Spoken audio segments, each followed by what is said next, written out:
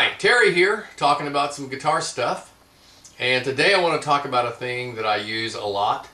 I refer to it as the triangle because it looks like a triangle. So I'll stand up and show you what's going on here. The triangle can be used in a lot of different places. I'm going to start off here playing the 6th string, the 5th string, and the 4th string. That gives me an A7 chord. If I do it at the 5th fret, there's the end of my guitar. So there's an A7. Then I move it down to the next string. I've got a D7. I move it down to the next trio of strings, and I have an E minor or a C major 7.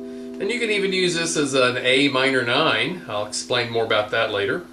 And then when you get down to the bottom string, I have an F7.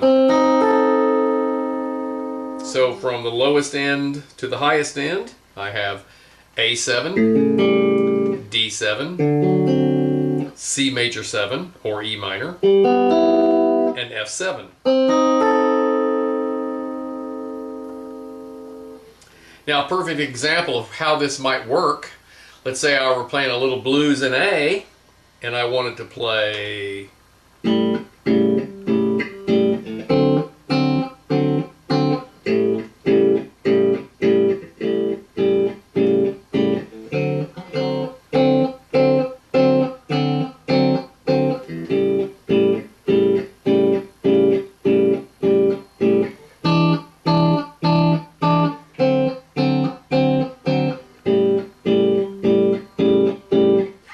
Honestly, I don't use the lowest one so much, the 6th, 5th, and 4th string combination, because I think that root and 3rd right above it on those 2 strings, it gets kind of mushy down there if you're not careful, and so I probably don't use it hardly at all, but the remainder I use a lot.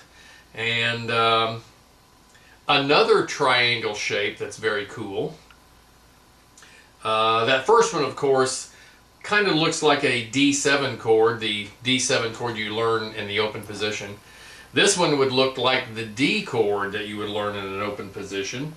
And let's say I did it again at the 5th fret like I did the other guys. I've got an F chord. But here, I've got an A7. If I play this A string open,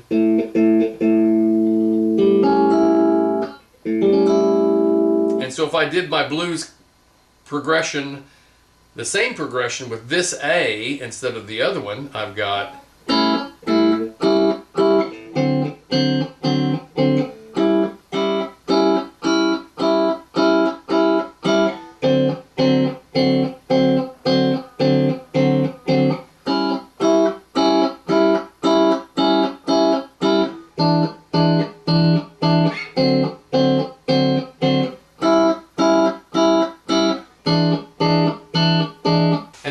might be a little more useful using that A instead of the first A, but just to show you that the first A can work, but I would probably use the second one more often.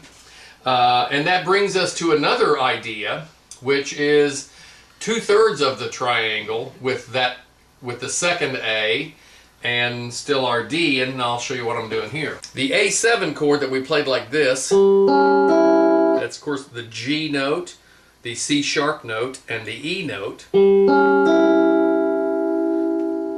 I'm going to leave off the E and just play these 2 notes. So then if I go A to D and back to A, then D and back to A, E.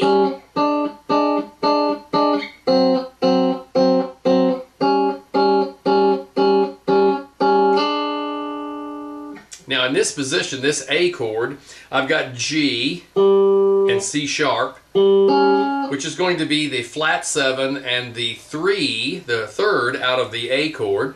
And then when I move down 1 fret, the first finger now becomes the third, and the third finger becomes the flat 7 of my D chord. So I've got flat 7 and 3, then 3 and flat 7.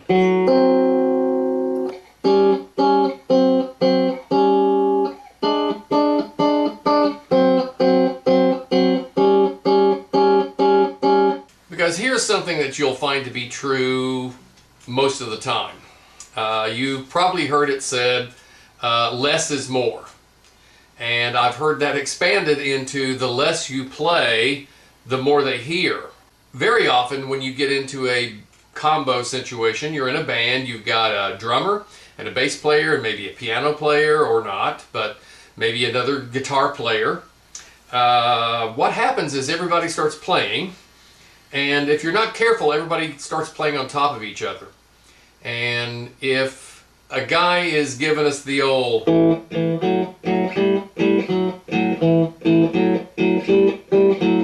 kind of rhythm, then this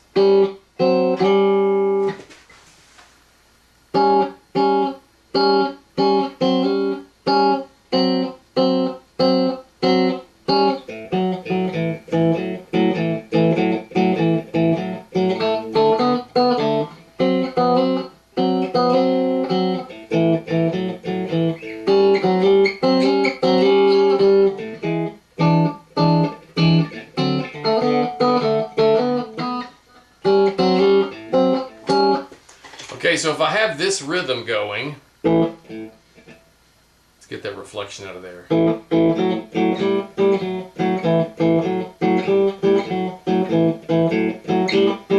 Then this chord, the A,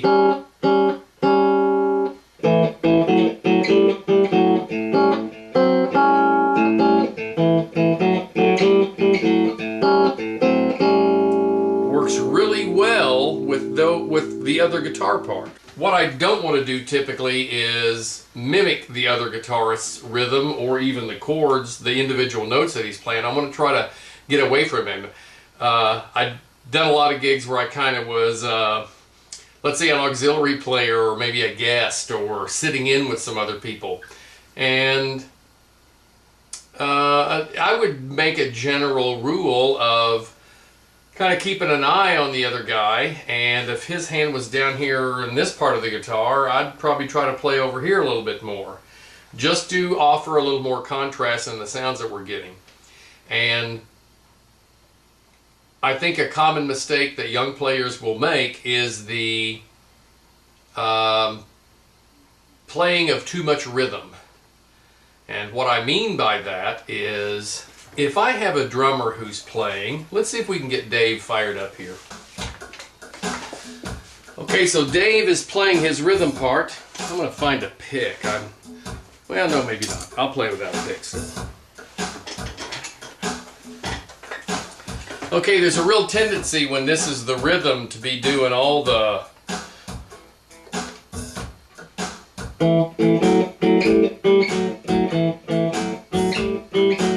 you can. And I think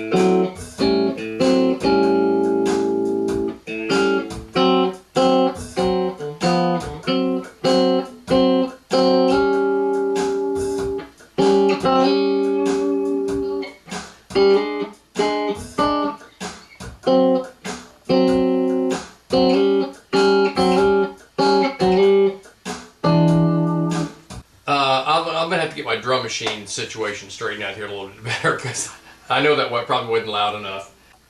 You know, every time you're playing a note, every time you're playing a note, and I don't mean for this to be too clinical, but every time you play a note, you give yourself an opportunity to mess the drummer up.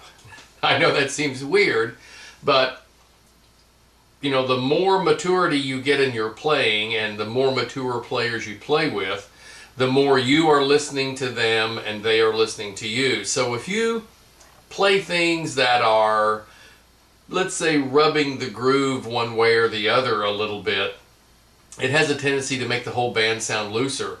So if I can give the drummer the opportunity to drive the band more without having to accommodate me so much. I mean, I want to drive the groove as much as I can, because that's mostly what the music that we do is about, is the groove. I do want to drive the groove as much as I can, but I also want to give the groove an opportunity to breathe and give the drummer the ability to be in charge of the groove rather than having to accommodate his playing to the subtleties of us or me. So sometimes playing a little bit less, and if you play less, play fewer, play chords with fewer notes and play less stuff, you can actually play louder and not be obnoxious. Your part will actually kind of takes on a whole new dimension. So I encourage you to work on the idea of playing smaller chords, and I'm going to actually do some video about that as well. Now, as long as we're talking about chords and triangles, one thing I forgot to mention is our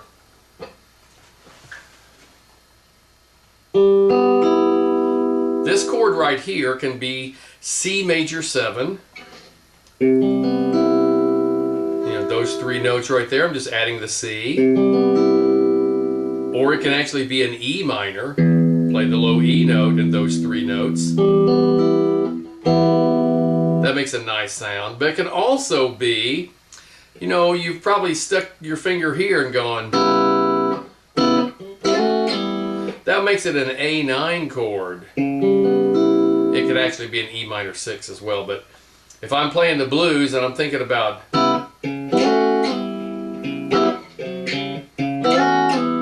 that little shape gives me an A minor, so, or excuse me, an A9.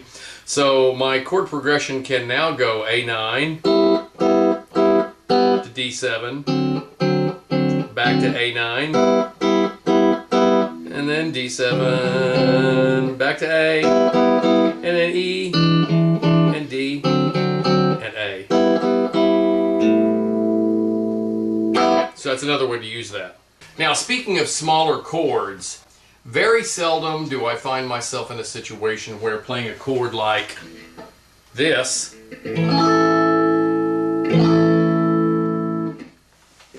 is really the right thing to do. More often than not, like I say, you've got a drummer, you've got a bass player, you've probably got one other melody instrument in the band, you know, some other rhythm instrument, let's say a piano or another guitar player, and you don't need to play all the notes in a chord to achieve the rhythmic, or excuse me, the harmonic content you need for the song to sound right.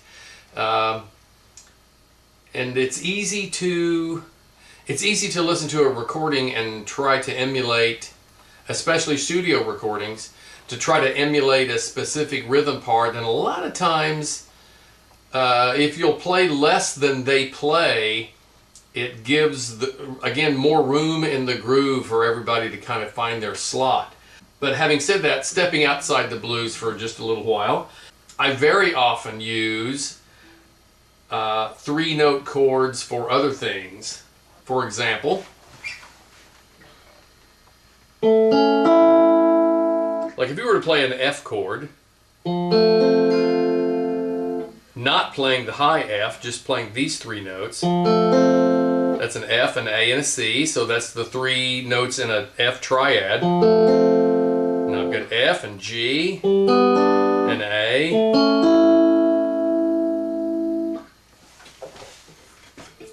That's all you need. A lot of times if you try to get especially the lower notes in there, you're starting to get into the territory that kind of belongs to the bass player. And if you can kind of stay out of there, he'll probably be happier. And again, I think you'll be less likely to get a kind of cloudy quality to the band overall. It's easy to overlook the impact that a single note or two notes has in a live setting. You know, a lot of music, especially a lot of modern music and especially a lot of modern rock style music, they're really big on, you know, huge sounding chords. Of course, a lot of it is kind of guitar driven rock, so there's a natural tendency to do that, but I think just leaving a little more room for other people to play works out really well. So that would be my, let's say, thinking of it as the root on the 4th string.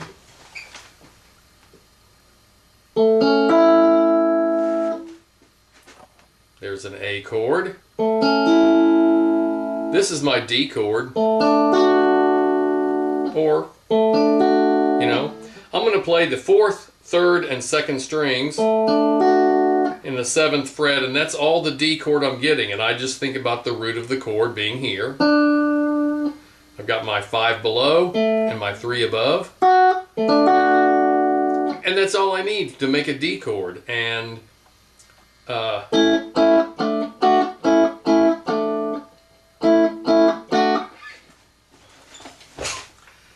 also opens you up to other possibilities. A lot of my rhythm guitar playing I think of almost like, you know, when you watch piano players especially, they are very seldom playing a block chord and playing the same notes all the time in that chord. They're kind of noodling around. So if I can get that same quality in my guitar playing, it can create a nice sound. Like,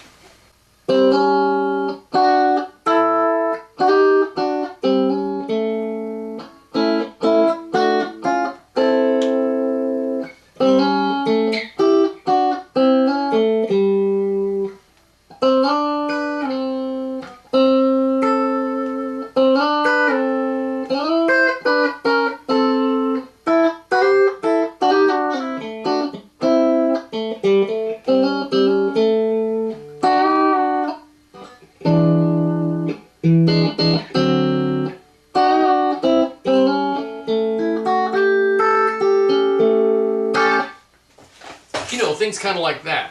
So by being able to make your rhythm parts a little more melodic, again, I think your part gets heard better because it's not, you know, that kind of sound. And I believe would give it kind of an airy, light quality that is desirable. So you just have to experiment and see what you like.